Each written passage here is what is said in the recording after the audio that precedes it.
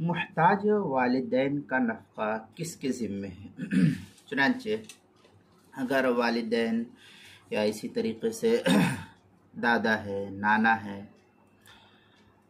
اور جو لوگ والدین میں سے محتاج حاجت مند ہے، تو ان کے اخراجات کی ذمہ داری ان کے سرمایہ دار صاحب حیثیت اولاد پر ہے، جن کو اللہ تعالیٰ نے مالی وسعت دے رکھی ہو، ان کے اوپر ان کا خرچہ ہے۔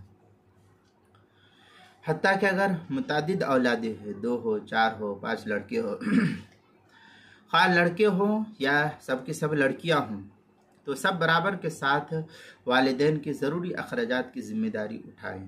اور اگر کوئی ایک ہی کہتا ہے کہ میں ہی ذمہ داری لیتا ہوں، وہ اپنی خوشی سے کہتا ہے، تو اس پر کوئی زور زبردستی نہیں ہے، لیکن اس صورت میں تمام پر اخراجات کی ذمہ داری برابر عائد کی گئی ہے۔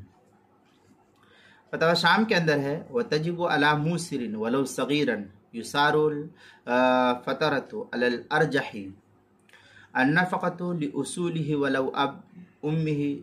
اس طریقے کی عبارت جو ہے در مختار ما شامی کے اندر نقل کی ہے، وَلَوْ قَادِرَيْنِ عَلَى الْكَسْبِ فَالْمُعْتَبَرُ فِي إِيجَابِ نَفَقَةُ الْوَالِدَيْنِ مُجَرَّدُ الْفَقْرِ۔ اس طریقے کی عبارت فتاوی شامی در مختار ما شامیہ میں کتاب الطلاق باب النفقہ جلد نمبر 5 صفحہ نمبر 350 سے 355 پر نقل کیا ہے، جو زکریا بک ڈپو دیوبند کا ہندی نسخہ اس کے اندر۔ اسی طریقے سے فتاوی ہند کے اندر بھی اس کو نقل کیا ہے، کتاب الطلاق الباب السابع عشر فی النفقات الفصل الخامس فی نفقۃ ذوی الارحام جلد نمبر 1 صفحہ نمبر 564 پر اس کو نقل کیا ہے، جو زکریا بک ڈپو دیوبند کا پرانا چھپا ہوا نسخہ اس کے اندر۔